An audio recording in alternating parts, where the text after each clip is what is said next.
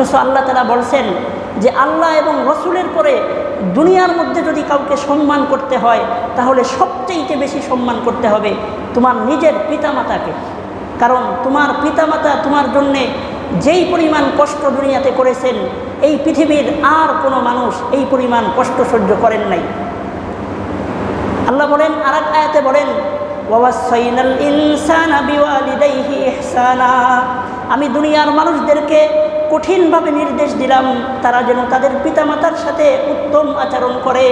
কারণ হইল হামালাতহু উম্মুহু কুরহা ওয়া ওয়াদাআতহু কুরহা, কারণ তার মাতা তাকে অত্যন্ত কঠিনভাবে কষ্টের সাথে দীর্ঘ 10টি মাস পর্যন্ত গর্ভে ধারণ করেছে। ওয়া ওয়াদাআতহু কুরহা, এবং মৃত্যুর সাথে পাঞ্জা লড়ে এই সন্তানটাকে তিনি গর্ভ থেকে ভূমিষ্ঠ করেছেন। আল্লাহ নিজে বলছেন যে প্রত্যেকটা মা তার সন্তানের জন্যে কি অবদান রাখে, এটা কোরআনের মধ্যে বলছেন যে দীর্ঘ 10টি মাস পর্যন্ত একটা সন্তানকে তার গর্ভের মধ্যে রেখেছেন এবং এই সন্তানের খাবারের ব্যবস্থা হয়েছে মায়ের রক্ত থেকে। আবার আল্লাহ বলেন যে ওয়াদাআতহু কুরহা, এই সন্তানটা যেদিন দুনিয়াতে আসবে ওই দিন তার অবস্থাটা কেমন হয়েছে, আল্লাহ বলেন অত্যন্ত কঠিন একটা অবস্থা তার উপর দিয়ে অতিবাহিত হয়েছে যা দুনিয়ার আর কোনো মানুষের উপর দিয়ে অতিবাহিত হয় নাই। আল্লাহ নিজেই বলছেন যে কতটা কষ্ট প্রত্যেকটা মায়ের। অনেক ইতিহাস আছে, আপনারা দেখতেছেন যে সন্তান গর্ভপাত হওয়ার সময় অনেক মা দুনিয়া থেকে বিদায় নিয়ে চলে যান, এরকম ঘটনা অহরহ হচ্ছে। তারপরেও প্রত্যেকটা মা জানা থাকা সত্ত্বেও তার সন্তানের জন্যে সে জানে যে আমার দীর্ঘ 10টি মাস পর্যন্ত পানাহার পর্যন্ত আমি করতে পারবো না, গর্ভপাতের সময় আমার মৃত্যুও হতে পারে।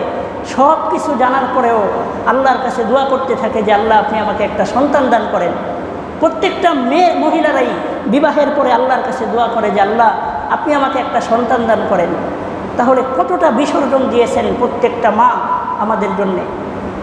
এজন্যই আল্লাহ রসুল বলছেন যে রিদর রব্বি ফি রিদল ওয়ালিদাইন ওয়া সাখাতুর রব্বি ফি সাখাতিল ওয়ালিদাইন, আরে রবের সন্তুষ্টি তো পিতামাতার সন্তুষ্টির মধ্যে, আর রবের অসন্তুষ্টি হলো পিতামাতার অসন্তুষ্টির মধ্যে। তোমরা যদি তোমাদের রবকে সন্তুষ্টি করতে চাও তাহলে সর্বপ্রথম তোমরা তোমার পিতামাতাকে সন্তুষ্টি করো।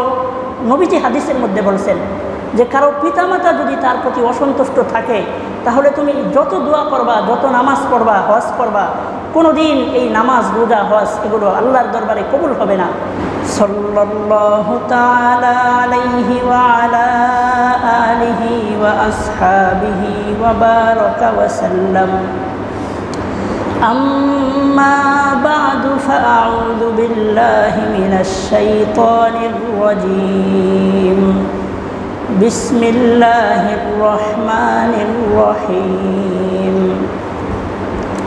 وقضى ربك ألا تعبدوا إلا إياه وبالوالدين إحسانا إما يبلغن عندك الكبر أحدهما أو كلاهما فلا تقل لهما أف ولا تنهرهما وقل لهما قولا كريما واخفض لهما جناح الذل من الرحمة وقل رب ارحمهما كما ربياني صغيرا. وقال تعالى في آية أخرى ووصينا الإنسان بوالديه إحسانا حملته أمه كرها ووضعته كرها وحمله وفصاله 30 شهرا حتى إذا بلغ أشده وبلغ 40 سنة. وقال سيدنا رسول الله صلى الله عليه وسلم رضا الرب في رضا الوالدين وسخط الرب في سخط الوالدين أو كما قال عليه الصلاة والسلام. محترم হাজিরিন, সম্মানিত মুসল্লিয়ানে কেরামগণ, গত সপ্তাহে পিতামাতার পক্ষ থেকে সন্তানের উপরে কি অধিকার আছে এই সম্পর্কে আলোচনা করা হয়েছিল। আমি বলেছিলাম যে প্রত্যেকটি সন্তানের জন্য পিতামাতার উপরে 6টি কর্তব্য আছে। এই সম্পর্কে গত জুম্মায় আলোচনা করা হয়েছে। আজকে আমি আপনাদের সামনে পবিত্র কুরআনের 2টি আয়াত এবং রাসূল করিম সাল্লাল্লাহু আলাইহি ওয়াসাল্লামের একটি হাদিস তেলাওয়াত করেছি। আমার তেলাওয়াতকৃত আয়াত এবং হাদিসের আলোকে অতি সংক্ষেপে আপনাদের সামনে প্রত্যেকটা সন্তানের জন্য সন্তানের কাছে তার পিতামাতার জন্য কি হক আছে, প্রত্যেকটা সন্তানের কাছে তার পিতামাতার কি প্রাপ্য আছে, এই সম্পর্কে আজকে আলোচনা করা হবে। আল্লাহ বলেন, وَقَضَى رَبُّكَ أَلَّا تَعْبُدُوا إِلَّا إِيَّاهُ وَبِالْوَالِدَيْنِ إِحْسَانًا। আল্লাহ বলেন যে তোমার রব একেবারে চূড়ান্তভাবে ফয়সালা করে দিয়েছেন যে তোমরা একমাত্র আল্লাহর ইবাদত করবে আর পিতামাতার সাথে উত্তম আচরণ করবে। আল্লাহ তাআলা পবিত্র কুরআনের এই আয়াতের মধ্যে বলেছেন যে তোমরা তোমার রবের ইবাদত করো এবং পিতামাতার সাথে উত্তম আচরণ করো। তো যেই আয়াতের মধ্যে আল্লাহ নিজের রবের ইবাদতের কথা বলেছেন, ওই আয়াতের মধ্যেই আল্লাহ বলছেন যে তোমার পিতামাতার সাথে তোমরা উত্তম আচরণ করো, ইহসান স্বরূপ আচরণ করো। এখানে এটা গুরুত্ব বুঝাইছে যে রবের ইবাদতটা যত গুরুত্বপূর্ণ, ঠিক তেমনিভাবে পিতামাতার সাথে ভালো ব্যবহার করা, তাদের সাথে ভালোভাবে কথা বলা, এটাও অত্যন্ত গুরুত্বপূর্ণ। এরপরে আল্লাহ বলেন, ইম্মা ইয়াবলুগান্না ইনদাকাল কিবারা আহাদুহুমা আও কিলাহুমা ফালা তাকুল লাহুমা উফ ওয়ালা তানহারহুমা ওয়া কুল লাহুমা কাওলান কারীমা। আল্লাহ বলেন যে তোমার পিতামাতার মধ্য থেকে যদি একজন অথবা 2 জনই বৃদ্ধ বয়সে পৌঁছে যায়, তোমার পিতামাতা যদি বার্ধক্য বয়স পর্যন্ত পৌঁছে যায়, আর ওই পিতামাতা যদি তোমাকে কোনো কাজ করার আদেশ করেন, তাহলে তোমরা পিতামাতার আদেশ মান্য করার পরে এই কথাটাও পিতামাতাকে বুঝতে দিবা না যে এই কাজ করতে গিয়ে তোমার বিন্দু পরিমাণ কষ্ট হয়েছে। আল্লাহ বলেন যে তোমার বার্ধক্যজনিত একজন পিতামাতা তোমাকে একটা আদেশ করেছে, আর তুমি তোমার পিতামাতার আদেশটাকে পালনও করলা, কিন্তু পালন করার পরে এসে এমন একটা ভাব দেখাইলা যে মনে হইল তোমার পিতার আদেশটা মানতে তোমার অনেক কষ্ট হয়ে গেছে। আল্লাহ বলেন, ওয়ালা তাকুল লাহুমা উফ, তুমি পিতামাতার সামনে আইসা উফ শব্দটাও বইল না। ওয়ালা তানহারহুমা ওয়া কুল লাহুমা কাওলান কারীমা। আর আল্লাহ বলেন যে তোমরা তোমাদের পিতামাতাকে তোমাদের থেকে দূরে সরাইয়া দিও না, এবং ওয়া কুল লাহুমা কাওলান কারীমা, পিতামাতার সাথে তোমরা ভালোভাবে কথা বলো, কোনো সময় রাগ হয়ে পিতামাতাকে ঝাড়ি দিয়ে কোনো সময় কথা বলিও না। আল্লাহ বলছেন যে পিতামাতার প্রত্যেকটা আদেশকে তোমাদের মানতে হবে। আল্লাহর আদেশ মানা যেমনভাবে তোমাদের জন্য জরুরি, ঠিক তেমনিভাবে তোমার পিতামাতার আদেশ মানাও তোমাদের জন্য জরুরি। এখানে একটা প্রশ্ন হইল, যদি কারো পিতামাতা তাকে এমন কোনো কাজের আদেশ দেয় যেই কাজটা ইসলাম বিরোধী, তাহলে এই ব্যাপারে এক হাদিস আল্লাহর রাসূল স্পষ্ট করে বলে দিয়েছেন, লা তাআতা লিমাখলুকিন ফি মাসিয়াতিল খালিক। আল্লাহর নাফরমানি করে দুনিয়ার কোনো মাখলুকের ইবাদত করা এটা জায়েজ নাই। ঠিক তেমনিভাবে কোনো পিতামাতা যদি তার সন্তানকে এমন কোনো কাজের আদেশ দেয় যেই কাজটা আল্লাহর বিধানের বিরুদ্ধে চলে যায়, তাহলে আল্লাহর রাসূল বলেন ওই ক্ষেত্রে পিতামাতার আদেশটাও পালন করা কোনো মুসলমানের জন্য জায়েজ হবে না। তাহলে পিতামাতার আদেশ ওই পর্যন্ত মানা যাবে যতক্ষণ পর্যন্ত পিতামাতা ইসলামের বিরুদ্ধে কোনো আদেশ না করে। তাহলে পিতামাতার আদেশ পালন করা, আল্লাহর আদেশ পালন করার পরেই সবচেয়ে গুরুত্বপূর্ণ হইল পিতামাতার আদেশ পালন করা।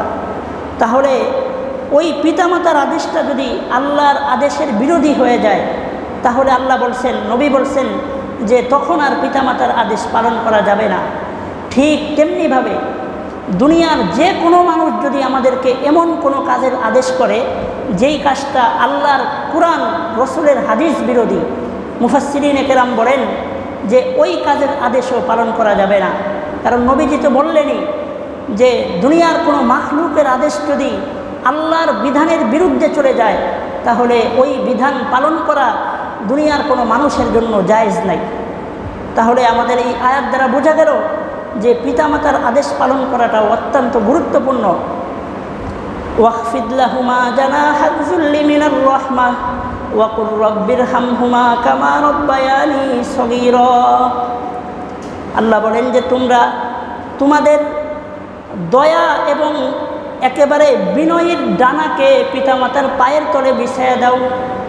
পিতামাতার পায়ের নিচে আমাদের ডানাকে বিছাইয়ে দিতে বলা হয়েছে, অর্থাৎ অত্যন্ত বিনয়ী পিতামাতার সামনে দুনিয়ার যত মাখলুক আছে, যত মানুষ আছে, তাদের মধ্যে সবচেয়ে বেশি বিনয়ী আচরণ দেখাইতে হবে পিতামাতার সামনে।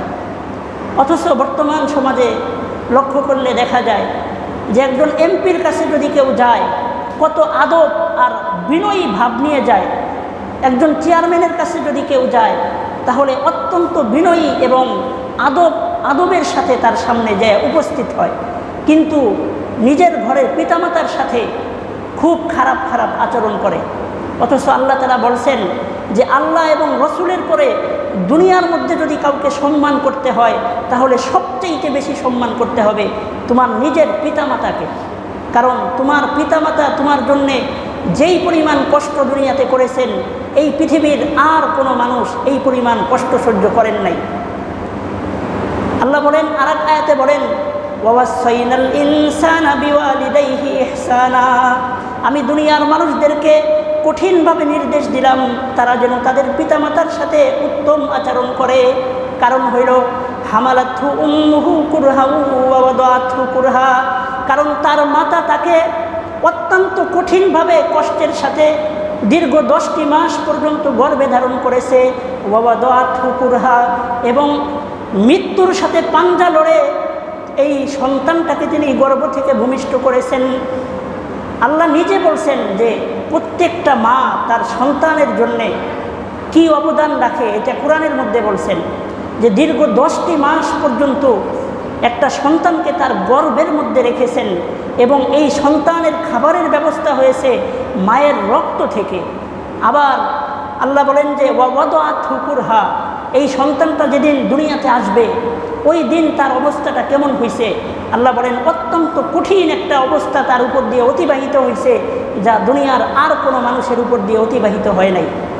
আল্লাহ নিজেই বলছেন যে কতটা কষ্ট প্রত্যেকটা মায়ের। অনেক ইতিহাস আছে, আপনারা দেখতেছেন যে সন্তান গর্ভপাত হওয়ার সময় অনেক মা দুনিয়া থেকে বিদায় নিয়ে চলে যান, এরকম ঘটনা অহরহ হচ্ছে। তারপরেও প্রত্যেকটা মা জানা থাকা সত্ত্বেও তার সন্তানের জন্যে সে জানে যে আমার দীর্ঘ 10টি মাস পর্যন্ত পানাহার পর্যন্ত আমি করতে পারবো না, গর্ভপাতের সময় আমার মৃত্যুও হতে পারে। সব কিছু জানার পরেও আল্লাহর কাছে দোয়া করতে থাকে যে আল্লাহ আপনি আমাকে একটা সন্তান দান করেন। প্রত্যেকটা মহিলারাই বিবাহের পরে আল্লাহর কাছে দোয়া করে যে আল্লাহ আপনি আমাকে একটা সন্তান দান করেন। তাহলে কতটা বিসর্জন দিয়েছেন প্রত্যেকটা মা আমাদের জন্যে। এজন্যই আল্লাহর রাসূল বলছেন যে রিদুর রব্বি ফি রিদুল ওয়ালিদাইন ওয়া সাখাতুর রব্বি ফি সাখাতিল ওয়ালিদাইন। আরে রবের সন্তুষ্টি তো পিতামাতার সন্তুষ্টির মধ্যে, আর রবের অসন্তুষ্টি হলো পিতামাতার অসন্তুষ্টির মধ্যে। তোমরা যদি তোমাদের রবকে সন্তুষ্টি করতে চাও তাহলে সর্বপ্রথম তোমরা তোমার পিতামাতাকে সন্তুষ্টি করো। নবীজি হাদিসের মধ্যে বলছেন যে কারো পিতামাতা যদি তার প্রতি অসন্তুষ্ট থাকে তাহলে তুমি যত দোয়া করবা, যত নামাজ পড়বা, হজ করবা, কোনো দিন এই নামাজ, রোজা, হজ এগুলো আল্লাহর দরবারে কবুল হবে না। সন্তানের জন্য পিতামাতার দোয়া দুনিয়ার মধ্যে সবচেয়ে শ্রেষ্ঠ দোয়া। এজন্য আমাদের জন্য উচিত যে পিতামাতা বেঁচে থাকতেই তাদের কদরদানি করা, তাদের সাথে উত্তম আখলাক দেখানো, এবং সবচেয়ে বেশি সম্মান করা পিতামাতার সাথে। তো পিতামাতার কি পরিমাণ দয়ার ইহসান আমাদের উপরে আছে, এটা শুধু মানুষের ভিতরেই নয়। আপনারা যদি এক একটা প্রাণীর দিকেও লক্ষ্য করেন, দেখবেন যে তার মা তার সন্তান এই প্রাণীগুলোর জন্য কি পরিমাণ দয়া করে। আপনারা যদি মুরগির দিকে তাকান তাহলে দেখবেন যে মুরগির যখন বাচ্চা হয়, এই বাচ্চাগুলোকে মুরগি বৃষ্টির মধ্যে দুইটা ডানার নিচে করে এদেরকে ছায়া দিয়ে রাখে। যদি কোনো একটা বাচ্চাকে কোনো বিড়াল বা কোনো কুকুর শিয়ালে থাবা দিয়ে নিয়ে যেতে চায়, তাহলে ওই মাতা ওই মুরগি তার বাচ্চাগুলোকে দুইটা ডানার নিচে এইভাবে আটকায় রাখে। মুরগি নিজেও জানে যে আমি শিয়ালের সাথে করে পারবো না, কিন্তু তারপরেও সে নিজের বাচ্চাদেরকে বাঁচানোর জন্য সর্বোত্তম চেষ্টা করতে থাকে। একদিন হাদিস শরীফে আল্লাহর রাসূল সাল্লাল্লাহু আলাইহি ওয়াসাল্লাম বলেছেন, এক সাহাবী একদিন একটা রাস্তার মধ্যে দিয়ে যাইতেছিলেন। যাওয়ার সময় তিনি রাস্তার মধ্যে দেখতে পেলেন যে একটা পাখির বাচ্চা অত্যন্ত সুন্দর রাস্তার মধ্যে পড়ে আছে। এটা দেখার সাথে সাথে তিনি ওই বাচ্চাটাকে নিয়ে হাঁটা শুরু করলেন। কিছুক্ষণের মধ্যে ওই বাচ্চার মা, পাখির যে বাচ্চাটার মা, সে ওই নবীর সাহাবীকে দেখতে পেল। যখন দেখলো যে তার বাচ্চাটা ওই একজন লোকের কাছে, তখন ওই মা বিচলিত হয়ে গেল, বারবার চিল্লাচিল্লি করতেছে তার বাচ্চাটাকে রেখে দেওয়ার জন্যে। শেষ পর্যন্ত দেখতে পেল যে ওই লোকটা আর বাচ্চাটাকে কোনো রকম ছাড়ল না। তখন ওই পাখির মা, ওই বাচ্চার মা কি করলো, সাথে সাথে সেও গিয়ে ওই নবীর ওই সাহাবীর কাছে গিয়ে তার হাতে ধরা দিয়ে দিল। সাহাবী ওই পাখির মাকেও, বাচ্চাটাকে আর মাটাকে দুইটাকে একসাথে ধরে নিয়ে রসুলের দরবারে চলে গেলেন। নবীজির কাছে গিয়ে বর্ণনা দিলেন যে, হে আল্লাহর রসুল, এই বাচ্চাটা অত্যন্ত সুন্দর দেখতে, রাস্তার মধ্যে আমি এটাকে পেয়ে নিয়ে আসতেছিলাম, ইতিমধ্যে তার মা এসে সে নিজেও আমার কাছে ধরা দিয়ে দিল। তখন নবীজি সাল্লাল্লাহু আলাইহি ওয়াসাল্লাম বললেন যে দুনিয়ার প্রত্যেকটা মার নিজের জীবনের চাইতেও বেশি তার সন্তানের প্রতি দয়া। তার মা, আল্লাহর রাসূল বলেন যে এই পাখির বাচ্চার মা সে ভেবেছে যে আমার সন্তানকে যদি কেউ জেলখানার মধ্যে আবদ্ধ করে ফেলায়, এমত অবস্থায় আমি বাহিরে থেকে আমার কী লাভ, সুতরাং সন্তানকে যদি মেরে ফেলানো হয় তো এই সন্তানের সাথে আমাকেও মেরে ফেলানো হোক, দুনিয়ায় থাকার কোনো সার্থকতা আমার নেই। আল্লাহ রসুলের এই কথা শুনে ওই সাহাবী কেঁদে ফেললেন এবং তার মা আর সন্তান উভয়টাকে একসাথে ছেড়ে দিলেন। এরকম মাদের কি পরিমাণ সন্তানদের প্রতি দয়ার ইহসান, এটা দুনিয়ার কোনো ভাষা দিয়ে বোঝানোর মতো আমাদের জন্য সম্ভব নয়। এজন্যই আল্লাহ রসুল বলছেন যে তোমরা যদি আল্লাহকে সন্তুষ্ট করতে চাও তাহলে তোমরা আগে তোমাদের পিতামাতাকে সন্তুষ্ট করো। হযরত সুলাইমান আলাইহিস সালামের যুগের একটা ঘটনা, দুইজন মহিলা তাদের দুইটা সন্তানকে নিয়ে রাত্রেবেলায় একটা পথ দিয়ে সফর করে যাইতেছিল। ইতিমধ্যে ডাকাত দলের হামলায় একটা সন্তান হারায় গেল, তো আরেকটা সন্তান রয়ে গেল। এখন যখন তারা শহরে পৌঁছাইল, গিয়ে দেখে যে একটা সন্তান হারায় গেছে, আর একটা সন্তান আছে। তখন দুইজন মহিলাই দাবি করতেছে সন্তানটা আমার। তখন দুইজন মহিলাই একজন বিচারকের কাছে গেলেন, যাওয়ার পরে বলতেছেন, এই মহিলাও বলতেছেন সন্তানটা আমার, ওই মহিলাটাও বলতেছে সন্তানটা আমার। এখন বিচারক কিভাবে রায় দিবেন, সে তো জানে না আসলেই সন্তানটা কার। তখন বিচারক বললেন, একটা ধারালো তরবারি নিয়ে আসো, তলোয়ার নিয়ে আসো। ধারালো তলোয়ার আনার পরে ওই দুই মহিলার মধ্য থেকে একজন মহিলা অঝরে কাঁদতেছেন, চিল্লায় কান্দা শুরু করলেন। তিনি বললেন যে দেখেন, এই সন্তানটা যদি আমাকে নাও দেওয়া হয়, তার ওই মহিলাকে দিয়ে দেন, আমার কোনো আপত্তি নাই, তাও সন্তানের গর্দানের মধ্যে তরবারি চালায়েন না। তখন ওই বিচারক বুঝতে পারলেন যে আসলেই সন্তানটার মা হলো এই মহিলাটাই, কারণ তার অন্তরের ব্যথা দেখেই বোঝা গেছে যে এই সন্তানটার মা হলেন এই মহিলা। এজন্য প্রত্যেকটা যুগেই প্রত্যেকটা মা যতই খারাপ হোক না কেন, কোনো মানুষের মা যদি বেবিচারিণীও হয় না কেন, কিন্তু তার সন্তানের প্রতি তার দয়ার ইহসানের কথা বারবার আল্লাহর রসুল হাদিসের মধ্যে বলেছেন।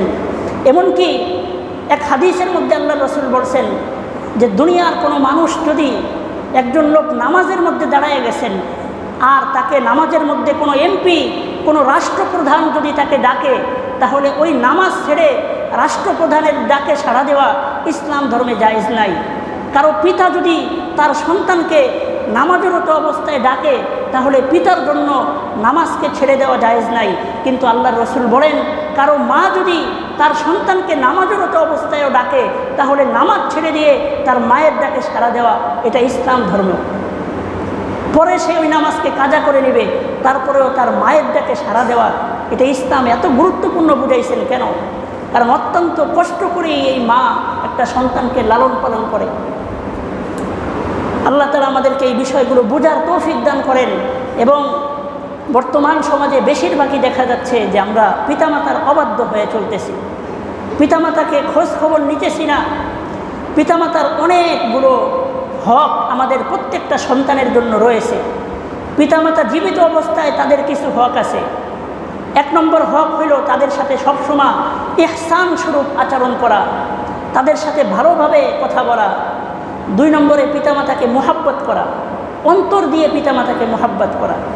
সব সময় যেখানেই থাকেন না কেন পিতামাতাকে সর্বাত্মক মোহাব্বত করা। তৃতীয় নম্বরে পিতামাতাকে দেখতে যাওয়া। পিতামাতা অনেকের দূরে থাকে, দূরে থাকা অবস্থায় আমরা অনেক সময় পিতামাতাকে টাকা পাঠিয়ে দেই, বিকাশে টাকা পাঠিয়ে দেই, কিন্তু বছরকে বছর হয়ে যায় পিতামাতার চেহারাটাকে একবার আমরা দেখতে যাই না। অথচ প্রত্যেকটা পিতামাতাই তার সন্তানকে দেখে যেই পরিমাণ খুশি হন, টাকা পয়সা দেওয়ার কারণে ওই পরিমাণ খুশি হন না। যারা প্রকৃত বাপ মা তারা কোনোদিন সন্তানের টাকা পেয়ে ওই পরিমাণ খুশি হন না যেই পরিমাণ খুশি এক নজর সন্তানকে দেখে হন। এর একটা জ্বলন্ত দৃষ্টান্ত উপমহাদেশের পাকিস্তানের এক যুবকের ঘটনা আপনাদেরকে শোনাই, তাহলেই আপনারা বুঝতে পারবেন যে পিতামাতা তাদের সন্তানকে এক নজর দেখতে পেলে কি পরিমাণ খুশি হন। একজন ব্যক্তি, একজন পুরুষ ব্যক্তি, তিনি বিবাহ করলেন, একজন মহিলাকে বিবাহ করলেন। দীর্ঘ 10টি বছর অতিবাহিত হয়ে গেল, কিন্তু একটা সন্তান তাদের হলো না। আল্লাহর কাছে দোয়া করতে করতে 10 বছর পরে আল্লাহ তাআলা তাদেরকে একটা সন্তান দান করলেন। এই সন্তানকে অত্যন্ত সুনিপুণভাবে, অত্যন্ত পরিশ্রমের মাধ্যমে তাকে একটা বিজ্ঞ ইঞ্জিনিয়ার বানাইলেন। অনেক দিন পড়ালেখা করাইয়া, অনেক টাকা খরচ করাইয়া তাকে একটা বিজ্ঞ ইঞ্জিনিয়ার বানাইছেন। ইঞ্জিনিয়ার বানানোর পরে এই সন্তান রাজধানীতে একটা বড় ধরনের সরকারি চাকরি পেয়ে গেল। সরকারি চাকরি পাওয়ার পরে সন্তান প্রত্যেক সপ্তাহে সপ্তাহে বাড়িতে আসতো আর পিতামাতার সাথে দেখা করত, পিতামাতার খোঁজ খবর নিত। এইভাবে কয়েকটি বছর অতিবাহিত হয়ে গেল।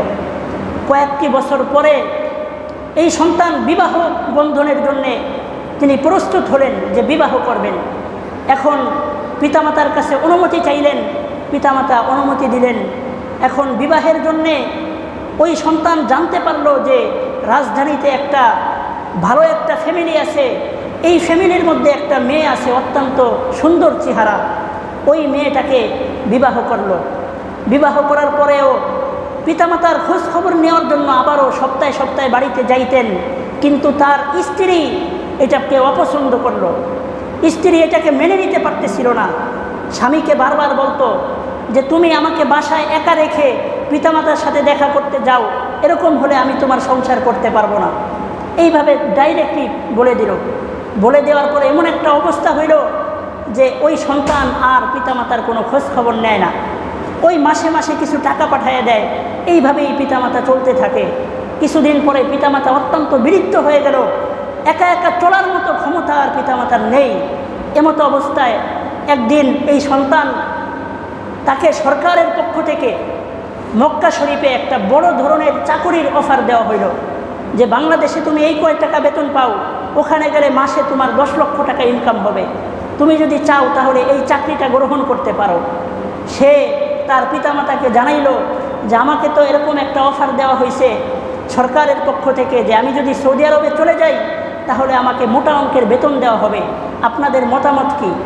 পিতামাতা বললেন যে আমাদের যতই কষ্ট হোক না কেন, যদি তোমার মুখে হাসি ফুটে তাহলে আমাদের এ ব্যাপারে কোনো দ্বিমত নাই, এবং তুমি রসুল করিম সাল্লাল্লাহু আলাইহি ওয়াসাল্লামের দেশে যাইতে চাচ্ছ এবং আল্লাহর যে পবিত্র মক্কা নগরীতে তুমি থাকবে, তুমি হজ করবে, উমরা করবে আর আমাদের জন্য দোয়া করবে, এতেই আমরা রাজি খুশি আছি। সুতরাং তুমি মক্কায় চলে যাও, আমাদের পক্ষ থেকে কোনো বাধা নেই।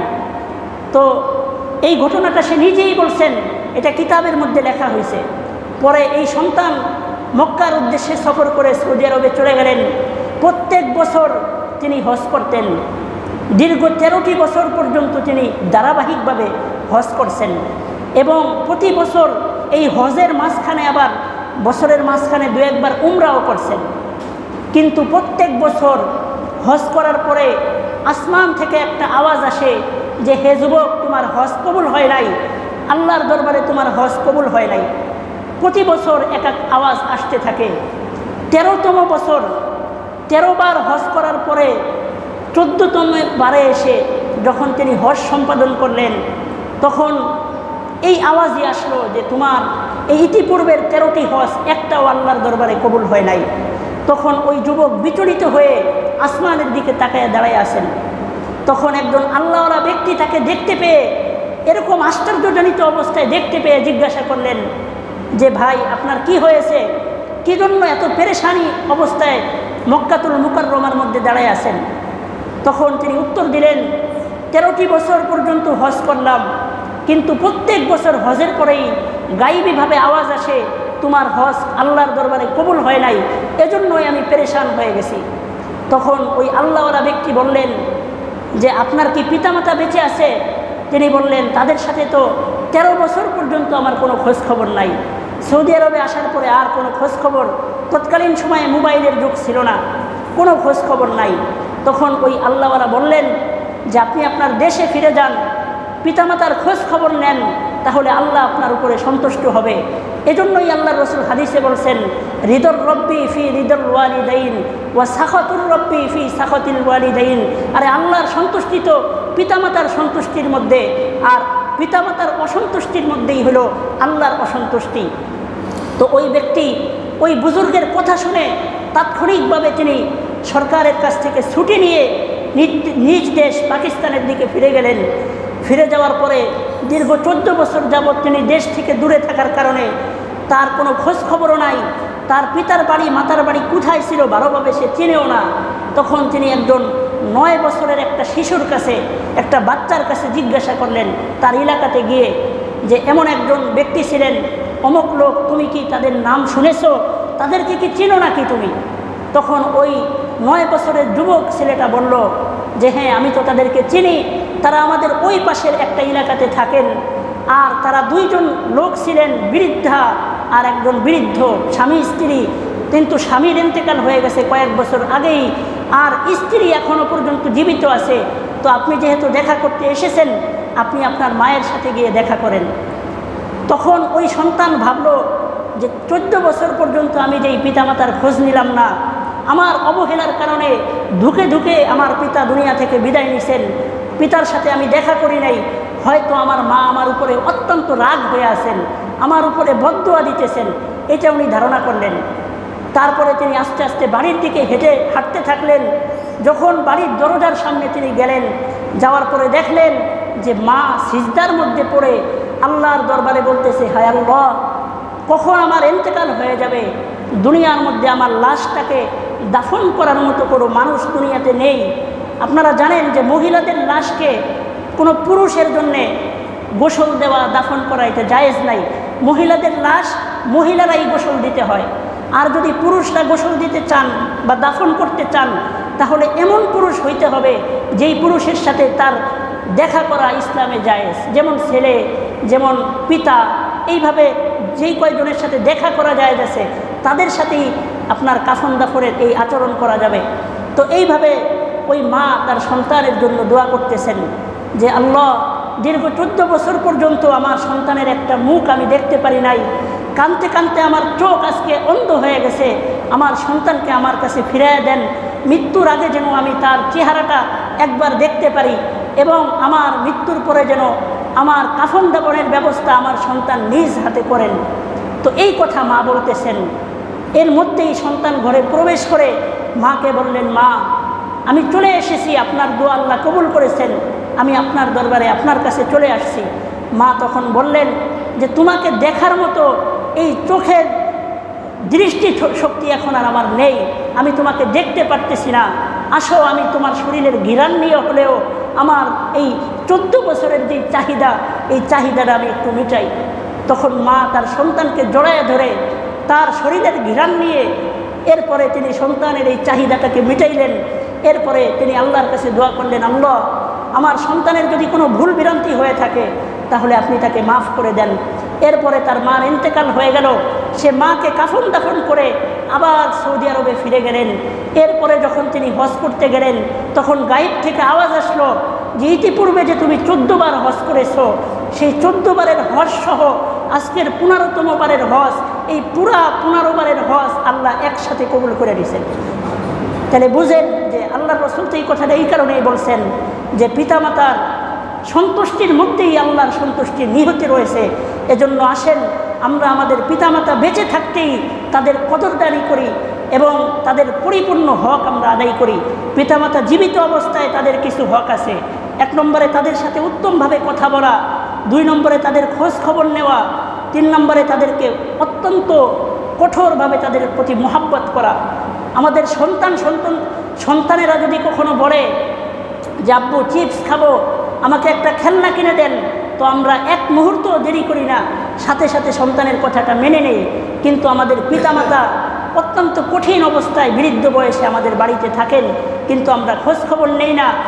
বউরা অনেক সময় পিতামাতাকে খাবারও ঠিকমতো দেয় না, কারণ খাবার দিলে সে বিছনায় পেশাব পায়খানা করবে, পরিষ্কার করতে কষ্ট হবে। এই কারণে পিতামাতার প্রতি আমরা অনেকটাই অসচেতন। অথচ এই পিতামাতা, এই মা দীর্ঘ 10টি মাস পর্যন্ত আপনাকে গর্ভে ধারণ করেছেন, 2 বছর পর্যন্ত স্তন চেটে চেটে দুধ পান করেছেন। আল্লাহ রসুলের কাছে একটা সাহাবী এসে বলছেন, হে নবী, আমি আমার মাকে আমার কাঁধে চড়াইয়া হজ করাইছি, সাফা মারওয়ায় তওয়াফ করাইছি, আমি কি আমার মায়ের হক আদায় করতে পেরেছি? নবীজি বলছেন, না, তুমি 2 বছর পর্যন্ত 24টি মাস পর্যন্ত তোমার মায়ের স্তন চেটে চেটে দুধ পান করেছো, তার 1 ফোঁটা দুধের ঋণ এখনো তুমি পরিশোধ করতে পারো নাই। এজন্য আল্লাহ তাআলা আমাদেরকে, আমাদের পিতামাতাদেরকে চেনা এবং তাদের সাথে উত্তম আখলাক দেখানোর তৌফিক দান করেন। আর যাদের পিতামাতা দুনিয়া থেকে চলে গেছেন তাদের জন্য যে কোনো হক নাই তা না, তাদের জন্য হক আছে। আল্লাহ বলেন, রব্বির হামহুমা কামা রব্বায়ানি সগীরা। এই দোয়া আল্লাহ আমাদেরকে শিখাইছেন যে যাদের পিতামাতা দুনিয়া থেকে চলে গেছেন তারা আল্লাহর কাছে বলবে যে, হে আল্লাহ, যখন আমরা ছোট ছিলাম ধরার মতো শক্তি আমাদের ছিল না, দাঁড়ানোর মতো শক্তি আমাদের ছিল না, যেই পিতামাতা অত্যন্ত কঠিনভাবে কষ্ট করে আমাদেরকে লালন পালন করেছেন, আজকে ওই কবরের জগতে আপনিও তাদেরকে লালন পালন করেন। এই আয়াতের অর্থ হলো এই। তো এইভাবে পিতামাতার জন্য দোয়া করা এবং পিতামাতার জন্য সদকা করে তাদের আমলনামায় সওয়াব পৌঁছানো, এবং পিতামাতা যাদের সাথে ঘুরতেন, চাচা, তারপরে মা যাদের সাথে চলতেন, খালা, এদের প্রতিও কিছু দান সদকা করা, এদের সাথে দেখা করা, মাঝে মধ্যে টেলিফোনে কথা বলা, এগুলো আমাদের পিতামাতার হক। আল্লাহ আমাদের প্রত্যেককেই আমাদের পিতামাতার হক আদায় করার তৌফিক দান করেন। সকলে বলি আমিন। ওয়া আখিরু দাওয়ানা আলহামদুলিল্লাহি রাব্বিল আলামিন।